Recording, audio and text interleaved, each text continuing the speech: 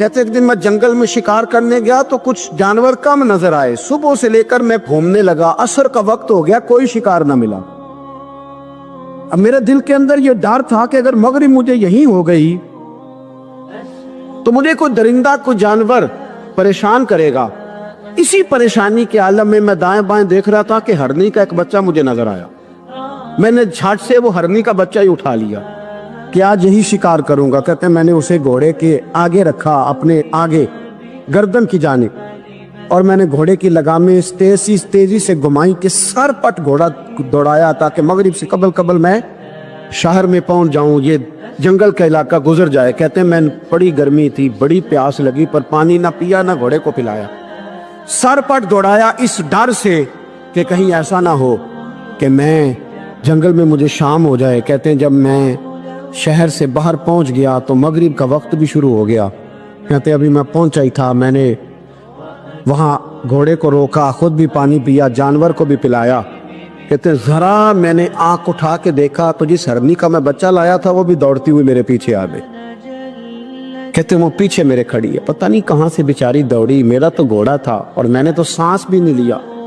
1.5 گھنٹہ 2 گھنٹے میں بھگاتا لایا اس جلدی میں کہ باہر آنا ہے۔ کہتے ہیں پلٹ کے دیکھا تو اس کی سانس پھولی ہوئی ہرنی کی اور للچائی نظروں سے مجھے دیکھ رہی ہے۔ دل کے ایک کونے سے آواز آئی کہ آج تو 2 شکار ہو گئے۔ بچہ تو پکڑا ہی، اس کی ماں کو بھی قابو کرتا ہوں تاکہ ڈبل شکار ہاتھ آئے گا۔ کہتے ہیں پھر اندر سے میرا درد بولا، اندر سے میرا رحم بولا، ایک ماں اپنا بچہ لینے آئی ہے اور اس طرح تو اسے تکلیف نہیں دی جا سکتی کہ اسے بلیک میل کر کے ماں کو بھی رکھ لیا جائے۔ کہتے ہیں جب میں نے اس ہرنی کی طرف دیکھا تو اس کی نظروں میں سوال تھا، اس کی نظروں کے اندر سوال تھا، کچھ مانگ رہی تھی۔ کہتے ہیں میں نے اس بچے کی پشت پر ہاتھ پھیرا، پھر میں نے بچہ چھوڑ دیا۔ کہتے ہیں اس نے پہلے بچے کو بازوؤں میں لیا، پھر اپنی زبان سے اپنا بچہ چاٹنے لگی۔ کہتے ہیں پھر وہ جب جنگل کی طرف جانے لگی تو ایک دفعہ اس نے میری طرف دیکھا، دوسری دفعہ اس نے آسمان کی طرف دیکھا۔ زندگی میں مجھے اتنا سکون کبھی نہیں آیا تھا جتنا آج آیا۔ کہتے ہیں میں گھر گیا، عشاء کی نماز پڑھی، پا وضو میں بستر پہ لیٹ گیا۔ لوگوں میرے نصیب دیکھو، مجھے مدینے والے محبوب کا دیدار نصیب ہوا۔ رسول کریم علیہ السلام میری خواب میں آئے، میں رونے لگا، گھر مہک اٹھا، پھول کھلنے لگے، خوشبوئیں بکھرنے لگی۔ کہتے ہیں محبوب کریم تشریف لائے، اور کیا خوبصورت جملہ ہے، اگر تجھے بادشاہ بنا دیا جائے تو انسانوں کے ساتھ بھی اسی طرح رحم کرے گا نا جس طرح آج ہرنی کے ساتھ کیا ہے۔ اگر تجھے بادشاہ بنایا جائے تو رویہ یہی رکھے گا یا بدل جائے گا؟ کہتا میں رو پڑا، میں نے کہا یا رسول اللہ میں تو غلام بننے کے بھی قابل نہیں، تو بادشاہ کیسے بنوں گا؟ فرمایا تیری آج کی ادا بڑی پسند آئی ہے، عرش کے مالک نے تجھے بادشاہ بنانے کا فیصلہ کر لیا، تیری یہ ادا بڑی بھائی ہے، بڑی پسند آئی۔ فرماتے ایک ہرنی کے بچے پہ رحم کھایا تھا، رب کریم نے مجھے بادشاہی عطا فرما لی۔ ہم نہ سیاست سے بادشاہی لینا چاہتے، سیاستدانوں کے اپنی جیب سے اشتہار چھپوا کے بادشاہی لینا چاہتے، ڈیرا بنا کے بادشاہی لینا، نہ بادشاہی تو رحم کرنے سے ملتی، بادشاہی تو شفقت کرنے سے ملتی، بادشاہیاں تو اللہ کی مخلوق سے پیار کرنے سے ملتی۔ وہ شخص کہتا ہے کہ میرا ظرف یہ تھا کہ 4-5 دینار ملیں گے، تو امام حسین فرمانے لگے تھوڑی دیر بیٹھ جا، رزق آ رہا ہے۔ تو امام حسین کو حکومت وقت کی طرف سے 5 تھیلیاں ملی، جس میں ایک تھیلی میں 500 اشرفیاں تھی، 5 تھیلیاں آئیں، لیکن اس کو آنے میں ذرا دیر ہو گئی۔ وہ 5 تھیلیاں جب آئی نا تو امام حسین اس کی طرف 5 تھیلیاں بڑھا کے ذرا دیکھنا میری طرف غور سے، 5 تھیلیاں بڑھا کے تو فرمانے لگے میاں جتنا تجھے انتظار کرایا ہے اتنی ہم تیری حاجت پوری نہیں کر سکے، تو یہ نہ محسوس کرنا کہ حسین کے دروازے پہ بیٹھا بھی رہا ہوں تو ملا کیا ہے، یہ نہ محسوس کرنا۔ وہ شخص کہتا ہے جب میں نے وہ تھیلیاں کھولی اور پھر میری نظر امام حسین پہ پڑی تو میرے اندر سے آواز آئی اگر حسین ابن علی اتنے سخی ہیں تو محمد عربی کتنے سخی ہو۔ اگر یہ معیار ان کا ہے، ان کا یہ معیار ہے، اور خود بھیک دیں خود ہی کہیں منگتے کا بھلا ہو، خود کہنے لگے جتنا انتظار کرایا ہے اتنی تیری مدد کر سکے، یہ سخاوت کا معیار تھا، یہ طریقہ تھا۔ ایک دفعہ سیدنا امام حسین رضی اللہ تعالیٰ عنہ کے گھر کے اندر 5000 دینار آئے، مسجد میں تھے، آپ کو 5000 دینار ملے تو امام زین العابدین کہتے ہیں کہ مسجد سے لے کر گھر آنے تک امام حسین نے 5 کے 5000 اللہ کے راستے میں خیرات کر دی۔ فرماتے میں نے کہا ابا جی 5 دینار کی گھر میں ضرورت تھی، مالاں والے سخی نہیں ہوندے تے سخیاں کل مال نہیں ہوندا، ایتھے اوتھے دوویں جہان نہیں، سخی کنگال نہیں ہوندا۔ کہا ابا جی 5 دینار کی گھر میں ضرورت تھی، تو کہتے ہیں مجھے فرمانے لگے بیٹا یہ جن کو میں نے دیا ہے نا یہ گھر کے لیے ہی دیا ہے، یہ گھر کے لیے ہی دیا ہے، جن کو دیا ہے تمہارا کیا خیال ہے یہ باہر خرچ ہوا ہے؟ یہ گھر کے لیے ہی ہے۔ اس لیے کہ جب انسان دوسروں پر شفقت کرتا ہے تو اللہ اس کے گھر پہ رحمت فرماتا ہے۔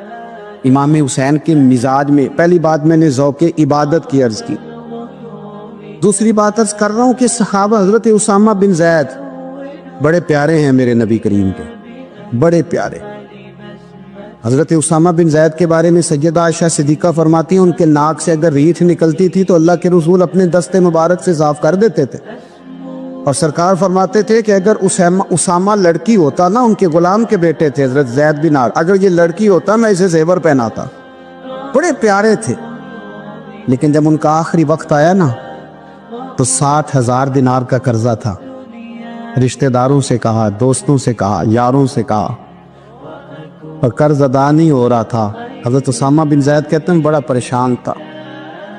جب حد ہو گئی نا تو حضرت اسامہ بن زید فرمانے لگے جاؤ کوئی حسین ابن علی کو خبر کرو، ان سے کہو میں نا غلام ہوں آپ کے نانا کا، مقروض دنیا سے چلا گیا تو کیا بنے گا۔ امام حسین کو خبر ملی تو دوڑے آئے۔ لاجپال اس پیر کو نہیں کہتے کہ تگڑا نذرانہ لے کے تو ماتھا چوم لے، لاجپال تو اس کو کہتے ہیں کہ جب ضرورت پڑے تو وہ سر پہ موجود ہو۔ حضرت سیدنا امام حسین تشریف لائے تو جناب اسامہ بن زید رو پڑے، کہنے لگے حضور میں نے نا غلامی کی ہے آپ کے نانا کی، اور اس غلامی پہ ناز ہے، اب 60,000 دینار کا قرضہ لے کے دنیا سے جاؤں گا تو میری قبر پہ بوجھ رہے گا۔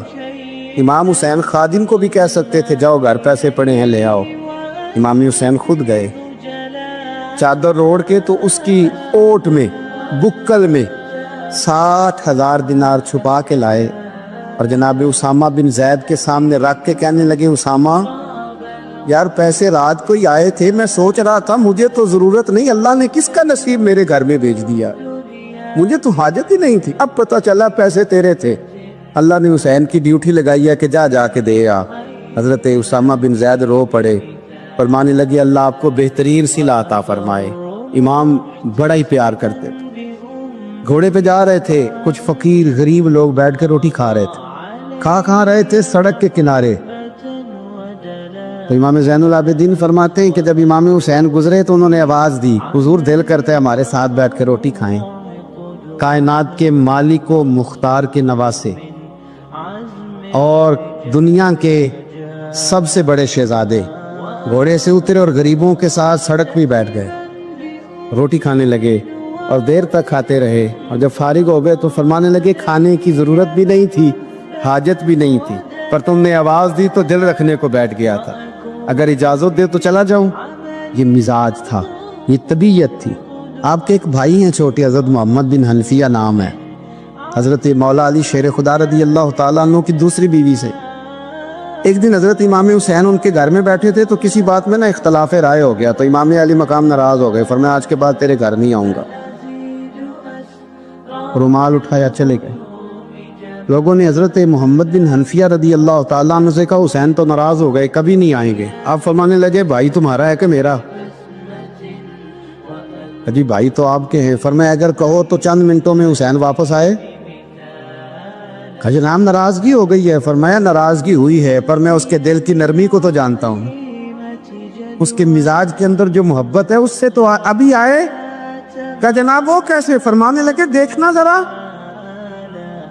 تو امام حسین نے خط لکھا، حضرت محمد بن حنفیہ نے رکا لکھا، کہنے لگے حسین میرے باپ کا نام بھی علی ہے اور آپ کے باپ کا نام بھی علی ہے، پر ایک فضیلت ایسی ہے جس میں آپ کا مقابلہ نہیں کر سکتا، وہ یہ ہے کہ آپ سیدہ فاطمہ الزہرا کے لال ہیں، آپ محمد مصطفیٰ علیہ السلام کے نواسے ہیں۔ کہنے لگے بھائی جان آپ نے نانا جان کی وہ حدیث تو سنی ہوگی کہ دو لوگ ناراض ہو جائیں تو جو صلح پہلے کرے جنت میں پہلے جائے گا۔ فرمانے لگے دل میرا کر رہا تھا کہ پہلے صلح کر لوں، لیکن پھر بڑے بھائی کو پشت کروں گا جنت میں جاتے ہوئے، یہ بھی تو بے ادبی ہے نا۔ اب خط میں نے لکھ دیا ہے، آپ کا جو ارادہ ہو۔ امام حسین نے خط پڑھا تو آنکھوں میں آنسو آ گئے، پھر سے رومال اٹھایا۔ بچے پوچھنے لگے کہاں جا رہے؟ کہا بھائی کے گھر جا رہا۔ کہا آپ تو ناراض تھے؟ فرمایا تھا ناراض، پر ہے تو میرا بھائی نا۔ ہو گئی بات ختم۔ بڑی دل میں نرمی، طبیعت میں سوز، لہجے میں گداز۔ حضرت امیر معاویہ رضی اللہ تعالیٰ عنہ نے ایک شخص کو بھیجا مدینہ منورہ شام سے، تو اس نے کہا میں نے امام حسین سے ملنا ہے، تعارف کیا ہے؟ جناب امیر معاویہ فرمانے لگے مسجد نبوی میں جانا جس کے گرد لوگ سب سے زیادہ ادب سے بیٹھے ہوں، اور جس کی باتیں سب سے زیادہ میٹھی ہوں، اور جس کی نظریں سب سے زیادہ جھکی ہوں، اور جس کے چہرے پر تمہیں سب سے زیادہ وقار نظر آئے، وہی علی کے بیٹے حسین ہوں گے۔ جو سب سے زیادہ تمہیں وہاں ماحول کے اندر جو شخص نظر آئے، پوچھنے کی ضرورت نہیں پڑے گی۔ وہ شخص کہتا میں مدینے آیا تو میں نے واقعی ایک شخص کو دیکھا، شہد کے گرد مکھیوں کا اتنا ہجوم نہیں ہوتا جتنا امام حسین کے گرد رسول اللہ کے غلاموں کا ہجوم تھا، لیکن نظریں جھکی ہوئی، باتیں میٹھی، لہجہ گداز گداز، لفظوں میں رانائی، اور لوگ کئی باتیں پوچھتے تو علی کے صاحبزادے ایک آدھ جملہ بولتے تو لگتا یہ کہ وہ جملہ سیدھا دل میں اترتا چلا جاتا ہے۔ امام علی مقام کے کردار میں نہ کچھ باتیں بڑی زیادہ تھیں، بہت زیادہ تھیں، بڑا حسن تھا۔ ایک بات تو یہ تھی امام حسین رضی اللہ تعالیٰ عنہ کا علم و فضل بڑا کمال کا تھا۔ ایک دفعہ صحابہ میں مسئلہ بن گیا کہ بچہ پیدا ہوتا ہے تو اس کا وظیفہ کیسے لگانا ہے۔ امام حسین کا علم و فضل بتا رہا ہوں، علم و فضل، تو بات بڑی پیچیدہ ہو گئی۔ حضرت عبداللہ ابن زبیر کے پاس لوگ آئے، کہنے لگے کہ آپ بڑے صاحب علم و فضل ہیں، آپ نے حضور علیہ الصلوۃ والسلام کے ساتھ وقت گزارا ہے، تو مسئلے کو حل کریں کہ بچہ پیدا ہونے کے بعد حکومت اگر وظیفہ لگائے گی تو کب لگائے گی؟ جب بحث طول پکڑ گئی، مسئلہ حل نہیں ہوتا تھا، تو حضرت عبداللہ ابن زبیر کہنے لگے ہم سے نہیں حل ہوگا، ایک بندہ ہے جس کے سینے میں رسول اللہ صلی اللہ تعالیٰ علیہ وسلم کے نور نبوت کا فیضان ہے، وہ یہ مسئلہ حل کریں گے۔ تو کہا وہ کون سے؟ آپ فرمانے لگے جب ہم سے مسائل حل نہیں ہوتے تو ہم ان کے علم سے فائدہ اٹھاتے ہیں۔ کہا کون ہے؟ کہا جناب امام حسین۔ تو لوگ حضرت امام حسین کے پاس گئے، کہ حضرت یہ ایک مسئلہ الجھ گیا ہے کہ بچہ پیدا ہو تو وظیفہ کب لگانا ہے؟ فرمایا الجھنے والی بات ہی کوئی نہیں، پیدا ہونے کے بعد جب وہ پہلی دفعہ آواز نکالے تو اس کا وظیفہ لگا دو۔ اس کا مطلب یہ ہے کہ وہ دنیا میں آ گیا ہے، اس نے اپنے آنے کا اظہار کر دیا ہے، اعلان کر دیا ہے، اب اس کا وظیفہ لگا دو۔ تو اس پر پھر صحابہ کا اتفاق ہو گیا۔ امام حسین کے علم سے، فضل سے لوگ فیض اٹھاتے تھے۔ حضرت سیدنا امام حسین کی شہادت کے بعد حضرت عبداللہ ابن زبیر رضی اللہ تعالیٰ عنہ نے قاتلان حسین سے خطاب کیا اور فرمانے لگے اللہ کی قسم تم نے اس شخص کو شہید کیا ہے جو راتوں کو لمبے لمبے قیام کرتا تھا، اور تم نے اس شخص کو شہید کیا ہے جس سے میں دن میں جب بھی ملتا تھا تو وہ روزے سے ہوتا تھا۔ تم نے اس شخص کو شہید کیا جو قائم اللیل تھا، صائم الدہر تھا، اس شخص کو تم نے شہید کیا۔ آپ کو پتہ ہے کہ میدان کربلا میں جب 9 محرم کو ابن سعد نے امام حسین سے کہا کہ جنگ کرو اگر یزید کی بیعت نہیں کرنی، تو امام حسین نے فرمایا ایک رات کی مہلت دے دو، ایک رات کی مہلت دے دو۔ حضرت امام زین العابدین کہتے ہیں میں نے اپنے والد گرامی سے عرض کی کہ ابا جی آپ جہاد سے دور جانے والے تو ہیں نہیں، آپ تو جہاد سے پیار کرنے والے، اور یہ بھی پتہ ہے مجھے کہ یہ جنگ اب ہو کے رہے گی، تو ایک رات کی مہلت لینے کا معنی کیا ہے؟ بھئی کل بھی لڑنا ہے اور رات بھی لڑنا ہے، تو ابا جی ایک رات کی مہلت۔ تو سیدنا امام حسین رضی اللہ تعالیٰ عنہ فرمانے لگے بیٹا رات کی مہلت اس لیے لی ہے کہ میں آج رات کھل کے اپنے رب کی عبادت کر لوں، میں استغفار کر لوں، میں لمبے سجدے کروں۔ اور کہا زین العابدین تو جانتا ہے نا کہ مجھے نماز سے، تلاوت سے، دعا سے اور استغفار سے بڑا پیار ہے، رسول کریم علیہ السلام نے فرمایا، جامع ترمذی میں موجود ہے، فرمایا میں جا رہا ہوں پر تمہیں دو بڑی بھاری بڑی وزنی چیزیں دے کے جا رہا ہوں، صحیح ستہ کی روایت، دو وزنی چیزیں تمہارے بیچ چھوڑ کے جا رہا ہوں، اگر ان کو تھام کے رہو گے تو کبھی گمراہی تمہارے پاس نہیں آئے گی۔ یا رسول اللہ وہ کون کون سی؟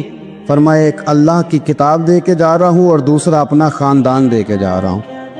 اگر اہل بیت نبوت کو تھامے رہو گے، ہمارے بزرگوں نے لکھا ہے کہ یہ جو حضور نے کتاب اللہ اور پھر اپنی اہل بیت کا تذکرہ فرمایا تو اس کا مطلب یہ ہے کہ تھیوری دیکھنی ہوئی تو قرآن دیکھنا، اور پریکٹیکل دیکھنا ہوا تو علی اور فاطمہ کو دیکھنا، حسن اور حسین کو دیکھنا، ان کو دیکھنا۔ نبی کریم علیہ السلام کے اہل بیت منارہ نور ہیں، ان کی محبت، ان کا پیار کیوں بھلا؟ اس لیے کہ یہ وہ خوبصورت لوگ ہیں جن کو خود میرے نبی پاک نے تراشا ہے، ان کی سیرت میں جتنے رنگ ہیں وہ رسول کریم نے خود بھرے، ان کی ایک ایک بات کا خیال نبی پاک نے رکھا ہے، حضور نے از خود انہیں اپنی صحبت عطا کی ہے۔ زیادہ دور نہیں تھا سیدہ فاطمہ کا گھر، مسجد نبوی کے ساتھ تھا، اللہ کے رسول دن میں 2 دفعہ جایا کرتے تھے، پھر بھی کبھی کبھی فرماتے فاطمہ میرا دل کرتا ہے آج میں رات تیرے گھر میں قیام کروں، تو سیدہ فاطمہ زہرا فرماتی ہیں کہ آمنہ کے لال اس طرح بھی میرے گھر میں قیام کرتے تھے کہ حضور چارپائی پہ لیٹتے تھے تو ایک کندھے پہ امام حسن کا سر ہوتا تھا اور دوسرے پہ امام حسین کا سر اقدس ہوتا تھا، اور فرماتی ہیں رات کو کبھی حسنین کریمین دودھ مانگتے تو میں اٹھتی دودھ دینے کے لیے، تو حضور فرماتے لیٹ جاؤ آج میرے ساتھ سوئے ہیں تو دودھ بھی میں ہی پلاؤں گا، تو محبوب اٹھتے ان کے لیے دودھ لاتے برتن سے نکال کے، حضور نے انہیں وقت دیا اور پھر ان کی چھوٹی چھوٹی چیزوں کا خیال رکھا۔ صحیح بخاری میں موجود ہے، تربیت پر توجہ دی۔ امام حسین تشریف لائے، ابھی عمر مبارک 7 سال کے قریب تھی، مسجد نبوی میں صدقے کی کھجوروں کا ڈھیر لگا ہوا تھا۔ چھوٹا بچہ جو ہوتا ہے نابالغ، اس پر شریعت کے احکامات نہیں آتے، صدقے کی کھجوروں کا ڈھیر تھا مسجد نبوی میں۔ یہ تربیت ہے، یہ ٹریننگ ہے جو اللہ کے محبوب نے خود انہیں عطا فرمائی۔ صدقے کی کھجوروں کا ڈھیر تھا، امام حسین حضور کے ساتھ آئے تو امام علی مقام نے نہ کوئی کھجور اٹھا کے منہ میں رکھ لی۔ شارحین نے لکھا ہے لگتا یہ ہے کہ کئی دنوں کی بھوک تھی، کیونکہ یہ فاقہ اہل بیت کا بڑا محبوب ہے، مجبور نہیں تھے، وہ تو خزانوں کے مالک تھے، پر غریبوں سے محبت کی وجہ سے فاقے کیا کرتے تھے، یہ ان کی پسند ہے فاقہ کرنا۔ تو ایک کھجور امام علی مقام نے رکھ لی تو اللہ کے رسول نے گلے میں انگلی ڈال کے نکال دی اور فرمایا حسین یہ صدقہ ہے، یہ میری اہل بیت کے لیے درست نہیں ہے۔ حضور نے خود تربیت کی، اور پھر سیدہ فاطمہ الزہرا نے نا اپنے بچوں کو تراشا، ان پر محنت کی۔ میں اکثر گزارش کرتا ہوں دوستوں سے، میں کہتا ہوں کربلا کا واقعہ کوئی حادثاتی نہیں ہے، اس کے پیچھے پوری ایک لاجک ہے، اس کے پیچھے پورا ایک فلسفہ ہے۔ ایسے ہی کوئی آدمی 3 دن بھوکا پیاسا رہ سکتا ہے؟ کسی آدمی کو صبح اس نے کھانا کھایا اور شام تک کھانا نہ ملے تو ٹانگیں کانپتی ہیں۔ رمضان المبارک میں عبادت کی نیت سے روزہ رکھنے والے بھی شام کو بڑے پریشان ہو جاتے ہیں، پر مسلسل 3 دن کھانا نہ کھایا جائے اور پانی نہ پیا جائے، اور حال یہ ہے کہ وہی آدمی تلوار لے کے میدان میں نکلے اور اس کی حالت یہ ہو کہ لوگ اس کی آگے دوڑنا شروع کر دیں، ہزاروں کی فوجیں تاب نہ لا سکے۔ علی کا گھر بھی وہ گھر ہے کہ جس گھر کا ہر ایک بچہ جسے دیکھو وہی شیر خدا معلوم ہوتا ہے۔ یہ کوئی آسان ہے؟ اس کے پیچھے پوری اس کے پیچھے فلسفہ ہے۔ امام راضی کی تفسیر کبیر دیکھیے گا، حضرت امام حسین کی وہ شخصیت تھی کہ مشکات میں حدیث ہے، نبی پاک صلی اللہ تعالی علیہ وسلم کی چچی جناب ام فضل صبح صبح گھبرائی حضور کی بارگاہ میں آئی، عرض کی یا رسول اللہ صلی اللہ علیہ وسلم آج میں نے عجیب خواب دیکھا ہے، میں ڈر گئی ہوں۔ حضور نے فرمایا چچی کیا دیکھا؟ عرض کی حضور میں نے کہا ہے کہ آپ کے وجود کا گوشت کا ایک ٹکڑا کٹ کے میری جھولی میں آ گیا۔ حضور یہ کیا ہے؟ تو محبوب خواب سن کے مسکرائے، فرمایا چچی یہ پریشانی والا خواب نہیں، یہ تو خوشی والا خواب ہے، اللہ فاطمہ کو بیٹا عطا کرے گا اور وہ تیری گود میں کھیلا کرے گا، چونکہ وہ میرے وجود کا ٹکڑا ہوگا لہذا خواب تجھے یہ آئی ہے۔ تو امام حسین پیدا ہوئے، امام حسن کی عمر ابھی 11 مہینے تھی، تو نبی پاک نے امام حسین کو جناب ام فضل اپنی چچی کی گود میں دے دیا کہ فاطمہ کے لیے دونوں بچے سنبھالنا مشکل ہوگا۔ وہ خواب اس طرح پوری ہوئی۔ امام حسین سے حضور نے بڑا پیار کیا، بڑی محبت فرمائی نبی پاک سے۔ کچھ حدیثیں میں نے جمعے میں عرض کی تھی حضرت ابو ہریرہ رضی اللہ تعالیٰ عنہ کہتے ہیں یہ واحد بچہ تھا حضور کے گھرانے کا کہ میں نے دیکھا کہ نبی پاک صلی اللہ علیہ وسلم بیٹھے تھے تو یہ حضور سے کہہ رہے ہیں، نبی پاک سے کہ نانا جی اٹھ کے کھڑے ہو. کہتے ہیں حضور کھڑے ہو گئے تو کہنے لگے میں نے آپ کے برابر جانا ہے. بچے جو مرضی ضد کر لیتے ہیں نا. قد چھوٹا تھا، عمر 7.5 سال تھی. کہنے لگے نانا میں نے برابر جانا ہے. تو نبی پاک صلی اللہ علیہ وسلم نے ہاتھ پکڑ لیے، فرمایا چل پھر ہو جا برابر. تو حضرت ابو ہریرہ کہتے ہیں انہوں نے حضور نے ہاتھ پکڑے، اوپر کھینچا تو امام حسین نے پہلے اپنے پیر حضور کے گھٹنوں پہ رکھے، پھر نبی پاک کے سینے پہ رکھے، اور جب ان کا قد سر تھوڑا سا حضور سے اونچا ہو گیا تو محبوب فرمانے لگے چل بس کر، تو نے تو کہا تھا آپ کے برابر ہونا ہے، تو اوپر نکل گیا ہے، چل بس کر. فرماتے پھر امام حسین نے زبان باہر نکالی تو محبوب ان کی زبان چوسنے لگے، پھر ساتھ لٹا لیا اور انہیں سونگھنے لگے. تو میں نے عرض کی حضور آپ حسین کو سونگھتے کیوں ہے؟ تو فرمایا ابو ہریرہ مجھے حسین کے وجود سے جنت کی خوشبو آتی ہے، مجھے حسین کے وجود سے جنت کی. ایک دن حضور گزر رہے تھے، اصل اس طرح تھا کہ یہ نبی پاک کا حجرہ تھا. جن لوگوں کو اللہ نے مدینے کی زیارت کرائی ہے وہ جان سکتے ہیں نبی پاک کا حجرہ تھا. تو حضور کے حجرے کی اس جانب یعنی مسجد کی جو بالکل سیدھ ہے اس کی بیک میں سیدہ فاطمہ رہتی. تو حضور اکثر میں نماز کے لیے جب نکلتے تو حضرت فاطمہ کے حجرے کے پاس سے ہو کر دوبارہ محراب میں جاتے. محبوب حجرے کے پاس سے گزرے تو امام حسین رو رہے تھے، تو حضرت فاطمہ نے کسی بات میں جھڑک دیا تو امام حسین رونے لگے. تو نبی پاک نماز کے لیے گئے تو واپس لوٹ آئے اور واپس تشریف لا کے کہا فاطمہ حسین کو کیا ہوا؟ عرض کی یا رسول اللہ تنگ کر رہے تھے میں نے ڈانٹ دیا ہے.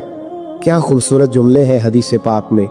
سرکار نے فرمایا فاطمہ اس کو حسین کو نہ رونے نہ دیا کر، یہ جب روتا ہے نا تو میرے دل کو تکلیف ہوتی ہے. تو بی بی صاحبہ کہتی ہیں یہ حکم آیا نبی پاک کا میرے نا، پھر میں نے ڈانٹنا چھوڑ دیا. یہ ان کے فضائل تھے، ان کی تربیت خود نبی پاک نے فرمائی. پہلی بات تو یہ ہے کہ نبی پاک نے دعا مانگی تو یا اللہ میرے گھر والوں کو زیادہ روزی نہ دینا، انہیں ایک وقت روٹی دینا، ایک وقت کی بھوک دینا. یہ جو 10 دن کربلا میں انہیں ٹینشن نہیں نہ ہوئی، انہیں عادت تھی فاقہ کرنے، انہیں 3 دن وصلی روزے رکھنے کی عادت تھی. پہلی بات. دوسرا یہ کہ جہاد کی تربیت حضور خود کراتے. حضرت فاطمہ الزہرا کہتی میں پردے کے پیچھے دیکھ رہی تھی، نبی پاک نے امام حسن اور حسین سے فرمایا چلو میرے سامنے کشتی لڑو. تو دونوں حضرات آپس میں جب کشتی لڑنے لگے تو نبی پاک نا امام حسن کو کہتے حسن حسین کو ٹانگوں سے پکڑو، حسن حسین کو پیچھے سے پکڑو. جب نبی پاک بار بار امام حسن کو بتا رہے تھے تو سیدہ پیچھے سے بول پڑی، کہنے لگی یا رسول اللہ آپ چھوٹے کو بتائے آپ بڑے کو بتا رہے. بڑا تو پہلے 11 مہینے بڑا ہے تو آپ چھوٹے کو بتائے بڑے کو بتا رہے. تو فرمایا فاطمہ تو چپ کرنا، جو میں دیکھ رہا ہوں تو نہیں نہ دیکھ رہی، ایک کو میں بتا رہا ہوں دوسرے کو جبریل امین بتا رہے ہیں. لیکن اس کے ساتھ ساتھ امام حسین رضی اللہ تعالیٰ عنہ کا جذبہ جہاد، امام حسین کی استقامت. آج لوگ ادھر ہوتے ہیں جس طرف ہوا کا رخ ہوتا ہے. آج لوگوں کی سوچوں کا زاویہ یہ ہے کہ جدھر رش زیادہ ہوگا ہم بھی ادھر جائیں گے. ہم یہ نہیں دیکھتے حق کس طرف ہے، ہم یہ دیکھتے ہیں رش کس طرف ہے. امام حسین رضی اللہ تعالیٰ عنہ نے رش نہیں دیکھا، حق دیکھا. امام حسین رضی اللہ تعالیٰ عنہ استقامت کے وہ پہاڑ ہیں، معمولی آدمی نہیں تھے. فرزق شاعر کہتا ہے کہ میں نے امام حسین سے کہا تھا، میں نے کہا لوگوں کی تلواریں یزید کے ساتھ ہے پر دل آپ کے ساتھ ہے، دل آپ کے ساتھ ہے. امام حسین رضی اللہ تعالیٰ عنہ نے زمانے کے حالات نہیں دیکھے، حق اور سچ دیکھا. جتنی چیزیں انسان کو کمزور کر سکتی ہیں وہ ساری امام حسین پہ طاری کی گئی. جتنی چیزیں وطن چھوڑنا کتنا کو مشکل ہوتا ہے. شالا پردیسی کوئی بھی نہ تھی وے کخ جنا تو پارے. حضرت سلطان باؤ فرماتے ہیں بچو پردیسی ہونا کوئی آسان ہے؟ جس آدمی کا کسی چھوٹے سے گاؤں میں بھی مکان ہو چھوڑنا پڑ جائے تو روتا ہے. تو مجھے بتاؤ جس نے اپنا سارا بچپن مدینے میں گزارا ہو، آج جو ایک ہفتہ مدینے رہ کے آتے ہیں ان سے واپس نکلنا مشکل ہوتا ہے. لیکن امام حسین حق کا رستہ تھا، وطن کی قربانی دی، اور معمولی وطن نہیں مدینے جیسا وطن. اور جب کھڑے تھے نا امام حسین رضی اللہ تعالیٰ عنہ رجب میں نکل رہے تھے مدینے سے، تو کوئی شاعر کہتا ہے دور کھڑے ہو کہ انہوں نے گویا کہا تھا آقا تیرے کرم کے خزینے کی خیر ہو، میں جا رہا ہوں تیرے مدینے کی خیر ہو۔ امام حسین نے وطن چھوڑا، کوئی لغزش نہیں پیروں میں، کوئی نہیں۔ شہزادوں والی زندگی تھی، مسجد نبوی کے امام تھے، نبی کریم علیہ السلام کے روضہ اطہر پر تشریف رکھتے تھے، زمانہ حیا کرتا، شان و شوکت تھی، پر حق کے لیے چھوڑا، نکل کر خانقاہوں سے ادا کر رسم شبیری، اور پھر بڑا مشکل ہوتا ہے۔ جس شخص کے ساتھ بچے اور عورتیں ہوں وہ تو یہ کہہ کے لڑائی سے جان چھڑاتا ہے کہ میرے ساتھ فیملی ہے، نہ ہوتی تو تجھے بتاتا، پر امام حسین کو اولاد بھی کمزور نہیں کر سکی، عورتوں کا ساتھ ہونا کمزور نہیں کر سکا۔ پھر امام علی مقبوق کتنا مشکل کام ہے۔ آج لوگ کہہ نہیں دیتے کہ میں تو اس لیے گناہ کرتا ہوں کہ رشوت اس لیے لے لیتا ہوں کہ بچے چھوٹے ہیں۔ 10 دنوں کی کم و بیش سفر، 3 دنوں کی بھوک اور پیاس، پر حق کے رستے میں امام حسین کو کوئی چیز کمزور نہیں کر سکی۔ اور پھر وہ جتنی باتیں لوگ کہہ سکتے تھے وہ ساری کہیں گئی، ساری۔ اور آ کے عرض کرنے لگا حضور یہ کوئی معمولی دشمن نہیں، یہ وہ ظالم ہیں جو لاشوں پہ بھی گھوڑے دوڑا دیتے۔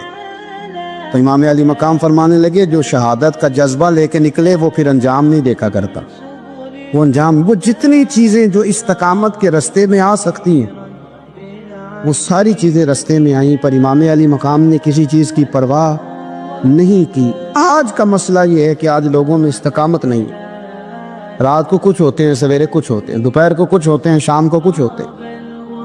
ہمارا کل انداز تکلم کچھ اور ہوتا ہے، صبح کچھ اور ہوتا ہے۔ امام علی مقام میدان میں رہے، ایک میت گھر میں ہو جائے تو کئی دنوں تک آنکھ کھلتی نہیں، ہوش رہتا نہیں۔ سب سے زیادہ مسائل امام حسین نے دیکھے، سب سے زیادہ، اور گھوڑے پر بیٹھنے سے پہلے ساری تکلیفیں آپ دیکھ چکے تھے۔ باپ کا جنازہ اٹھانا آسان ہوتا ہے، بیٹے کا جنازہ اٹھانا بڑا مشکل ہوتا ہے، پر امام حسین نے بیٹوں کے جنازے اٹھائے۔ حضرت علی اصغر کی لاش کو امام حسین نے اپنے دست مبارک سے دفن کیا، اور جناب علی اکبر کی میت کو جب آپ اٹھا کے لا رہے تھے تو سیدہ زینب فرماتی ہیں کہ مجھے یوں کبھی لگتا تھا حسین کا قد بڑا ہے اور کبھی لگتا تھا علی اکبر کا قد بڑا ہے، اور فرماتی ہیں کہ پھر حضرت قاسم بن حسن کو بھی وہ اٹھا کے لائے، اور جناب عباس کے وجود سے الگ ہونے والے بازو انہوں نے لا کے حضرت عباس کے وجود کے ساتھ بھی رکھے۔ انہوں نے یہ سارا منظر دیکھا، لیکن جب حسین ابن علی اپنی دفعہ گھوڑے پہ سوار ہوئے تو لگتا یہ تھا کہ ان سے زیادہ بہادر کوئی نہیں۔ ایک جملہ بھی یزیدی فوج کے سامنے امام حسین نے کمزور نہیں کہا، ایک جملہ بھی، ایک فکرہ بھی کچا نہیں بولا، کہیں بھی کوئی منت نہیں کی، کسی جگہ بھی ان کے پائے استقلال میں کوئی لغزش نہیں آئی۔ جب لوگوں کو پتہ چل جائے کہ اب سامنے موت ہی موت ہے، سوائے اس کے چارہ کچھ بھی نہیں، تو بہت ساری رخصت اور اجازت تو دین بھی دیتا ہے، پر امام حسین کسی جگہ کسی رخصت پر عمل کرتے نظر نہیں آتے، ڈٹ کے بات کی ڈٹ کے۔ اور پھر جب میدان میں نکلے، اللہ اکبر، تو ابن سعد کہنے لگا کہ اگر 2 کر کے ایک کر کے جاؤ گے تو یہ 45,000 کا لشکر سارا حسین کاٹ ڈالے گا، یک بارگی حملہ کرو گے تو بات۔ اتنی استقامت، اتنا۔ آج تو لوگ ڈپریشن کے مریض ہیں، آج تو لوگ ٹینشن کے مریض ہیں، ہر دوسری بات میں لوگ کہتے ہیں وہ بڑا، پر کس بات سے؟ مطلب کیا آپ نے زندگی میں صرف جاب نہیں مل رہی، صرف بیماری آ گئی، صرف خرچہ نہیں گھر میں بڑا، کس بات کا ڈپریشن؟ امام حسین کی زندگی بتلاتی ہے کہ وہ لوگ بھی کوئی دنیا میں کمال حاصل کر سکتے ہیں جو چھوٹی چھوٹی بات پہ روتے ہیں۔ مال بھی ہے، جوانی بھی ہے، گھر بھی ہے، مکان بھی ہے، بچے بھی ہیں، عزت بھی ہے، صرف پیسے نہیں۔ اور انسان ہے کہ آنکھیں نہیں کھل رہی، وہ سمجھتا ہے میں کسی کام کا ہی، فقط پیسے نہیں بس۔ او خدا کے بندو، امام علی مقام نے فرمایا سارا کچھ لٹا کے بھی جو میدان میں کھڑا رہے اسے حسین ابن علی کہا جاتا ہے، اسے حسین ابن علی کہا جاتا ہے۔ حسین ابن علی کی شان رفت کوئی کیا جانے، حسن جانے، علی جانے، نبی جانے، خدا جانے، کون جانے امام علی مقام کا معیار۔ تو امام حسین رضی اللہ تعالیٰ عنہ کی زندگی ہمیں بتاتی ہے کہ ذوق والی عبادت کرو، امام حسین کی زندگی ہمیں بتاتی ہے کہ جب تم سخاوت کرو تو پھر اپنی حیثیت سے بڑھ کر کرو، اور امام حسین کی زندگی ہمیں بتاتی ہے کہ دل میں کسی کے لیے کوئی بات نہ رکھو، صلح کرنے میں پہل کرو، محبتیں کرنے میں آگے بڑھو۔ اور امام حسین کی زندگی ہمیں بتلاتی ہے کہ جب دنیا میں تم نے کچھ کرنا ہے تو پھر ڈٹنا بھی سیکھو، پھر کھڑے ہونا بھی سیکھو۔ یہ نہ دیکھو کہ حالات، امام حسین نے ایک دن بھی حکومت نہیں کی، یزید نے 4.5 سال کی، لیکن قیامت تک دلوں پہ حکومت امام حسین کی رہے گی، امام حسین کی رہے گی، اس لیے کہ ان میں استقامت تھی۔ امام حسین کے ساتھ اس وقت 72 لوگ تھے، لیکن آج کائنات کا ذرہ ذرہ امام حسین کے ساتھ ہے۔ اس کا مطلب ہے وقت لگتا ہے، نظریہ غالب آ ہی جایا کرتا ہے، تو استقامت والی زندگی گزارے۔